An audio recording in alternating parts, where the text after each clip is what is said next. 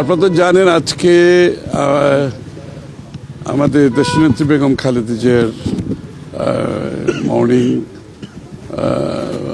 জানাজা ফিউনারাল সব কিছু মিলিয়ে আমাদের অনেক বিদেশি বন্ধুরা পরিবারের প্রতি সহানুভূতি জানানোর জন্য এসছে এখানে এর মধ্যে আসছে ভারতের পররাষ্ট্রমন্ত্রী আসছে, পাকিস্তানের স্পিকার আসছে, তারপরে নেপালের পররাষ্ট্রমন্ত্রী আসছে, ভুটানের পররাষ্ট্রমন্ত্রী আসছে, তারপরে মালদ্বীপের সিনিয়র এডুকেশন মিনিস্টার আসছেন, তারপরে শ্রীলঙ্কার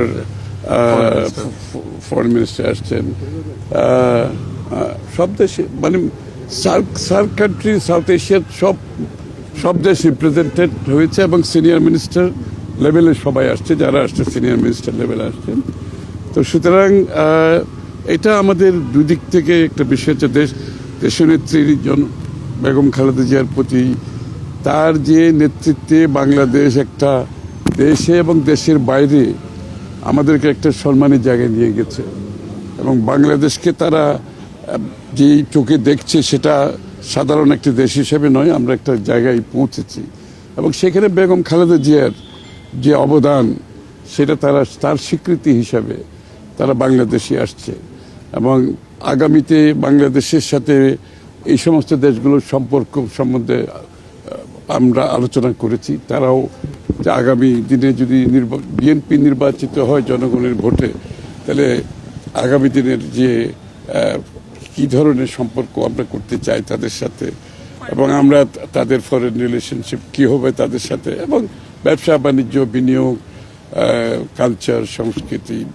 তারপরে ট্যুরিজম সব কিছু মিলিয়ে সবার একটা আগ্রহ বাংলাদেশের সাথে কাজ করার আগামী নির্বাচিত সরকার আসলে এটা খুব গুরুত্বপূর্ণ এবং তারা এটার উপর গুরুত্ব দিচ্ছে। তো সুতরাং আমাদের সাউথ এশিয়ার আরেকটা বিষয় হচ্ছে, আমরা দেখেন সাউথ এশিয়া বিশ্বের মধ্যে বর্তমানে সবচেয়ে কম ইন্টিগ্রেটেড একটা রিজিয়ন। তো এই ইন্টিগ্রেশনটা আমরা কিভাবে করতে পারি আগামী দিনে? প্রত্যেকটি দেশ আমাদের সাপ্লাই চেইন, খাদ্যদ্রব্য থেকে শুরু করে র মেটেরিয়াল থেকে শুরু করে এই সাপ্লাই চেইনটা আমরা কিভাবে ইমপ্রুভ করতে পারি, আমাদের অর্থনৈতিক উন্নয়নে একজন আরেকজনের সাথে কিভাবে সহায়ক ভূমিকা পালন করতে পারে, এই বিষয়গুলো উঠে এসেছে। আমাদের কূটনৈতিক সম্পর্ক কি হবে এই অঞ্চলের, সার্কের বিষয়টা, যেহেতু সার্ক কান্ট্রি সবাই আসছে এখানে, আপনারা দেখেছেন যে সাউথ এশিয়ান সবাই আসছে, সুতরাং সার্কের ব্যাপারে একটা ইন্টারেস্ট আছে সবার। তা আগামী দিনের সার্কের ভবিষ্যৎ নিয়ে আলোচনা হয়েছে। সার্বিকভাবে সাউথ এশিয়ান ইন্টিগ্রেশনটা আমাদের সামনে উঠে এসেছে, আলোচনায় চলে এসছে।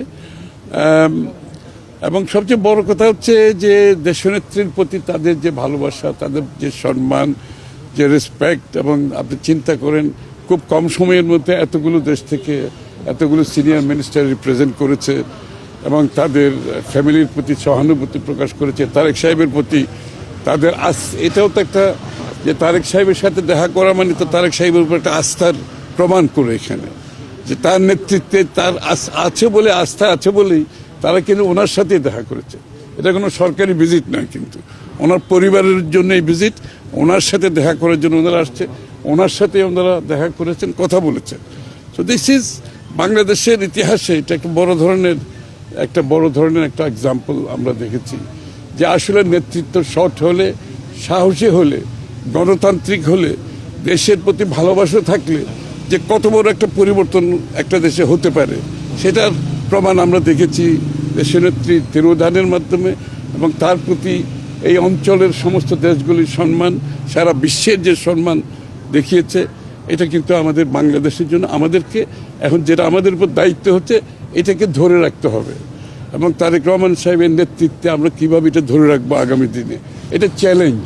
এবং আমরা এই চ্যালেঞ্জ ইনশাআল্লাহ বিএনপির পক্ষ থেকে আমাদের নেতা আমরা সবাই গ্রহণ করেছি। এইভাবেই আগামীর বাংলাদেশের যে মানুষের প্রত্যাশা, যে আকাঙ্ক্ষা, সেটা পূরণ করার জন্য আমরা অঙ্গীকারবদ্ধ, প্রতিজ্ঞাবদ্ধ, সেদিকে আমরা এগিয়ে যাচ্ছি ইনশাআল্লাহ। সবাই দোয়া করবেন। আশা করি ম্যাডাম চলে গেছে, ম্যাডাম যে টর্চ বেয়ারার হিসেবে যে টর্চটা তারেক রহমান সাহেবের হাতে তুলে দিয়েছে, সেটা আমরা ইনশাআল্লাহ ক্যারি করতে পারবো আগামী দিনে, সেটা আমাদের বিশ্বাস আছে। একটা বিষয় একটুখানি, যে আপনার ভারতের পররাষ্ট্রমন্ত্রী আপনার ডক্টর শ্রী জয়শঙ্কর আপনার দেখা করেছেন, শোক বার্তাও দিয়েছেন। তো একটুখানি আপনি সেখানে ছিলেন, আমরা দেখেছি আর কি। তো আপনার ওনাদের কী ধরনের বার্তা, মানুষ আসলে খুব ইন্টারেস্টেড জানতে চায় এই যে মানে 5 আগস্টের পরবর্তী যে প্রেক্ষাপট রাজনৈতিক, সেখানে আপনার আজকে যে উনি এসেছেন, শোক বার্তা দিয়েছেন নরেন্দ্র মোদী, একটু যদি আপনার মানুষের খুব জানবার আগ্রহ আছে আর কি, যে কী ধরনের বার্তা আপনার, আপনি যেটা বললেন যে সম্পর্কের যে বিষয়টি আর কি, আগামী ইলেকশন একটু যদি বলতেন, মানুষের খুব জানবার আগ্রহ আছে। এটা তো খালি ভারতের পররাষ্ট্রমন্ত্রী, আমি তো বললাম এই অঞ্চলের সব দেশ থেকে আসছে, সব দেশের প্রায় পররাষ্ট্রমন্ত্রী সবাই আসছেন, অন্য মন্ত্রীরা আসছেন। সবার বার্তা একটা হচ্ছে বাংলাদেশের সাথে আগামী দিনে একটা সুসম্পর্ক সবাই চাচ্ছে, এবং তারেক রহমান সাহেবের নেতৃত্বের প্রতি তাদের আস্থা আছে বলেই ওনারা এত দূর ট্রাভেল করে এসে ওনার সাথে দেখা করে ওনার প্রতি, পরিবারের প্রতি সহানুভূতি দিচ্ছে। এটা তো একটা এক্সাম্পল। দেশনেত্রী বেগম জিয়া, খালেদা জিয়া বাংলাদেশে কোনো ক্ষমতাই নাই, ওনার পরিবারের কেউ ক্ষমতায় নাই, বিএনপি ক্ষমতায় নাই।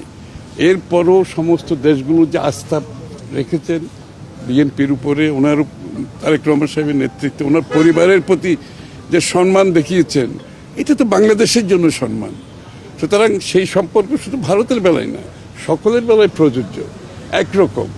আমরা তো আমাদের নিজস্ব বাংলাদেশের পররাষ্ট্র নীতিতে সকলের সাথে আমাদের সম্মানের সাথে সম্পর্কের কথা বলছি। প্রত্যেকটি দেশের পরস্পর স্বার্থ সংরক্ষণের মাধ্যমে সম্পর্কের কথা বলছি। সুতরাং এর বাইরে তো কোনো দেশের সাথে হবে না, সবার সাথে একইভাবে আমাদের আগামী দিনের পররাষ্ট্রনীতি পরিচালনা করব। সকলের জন্য এটা প্রযোজ্য। Thank you.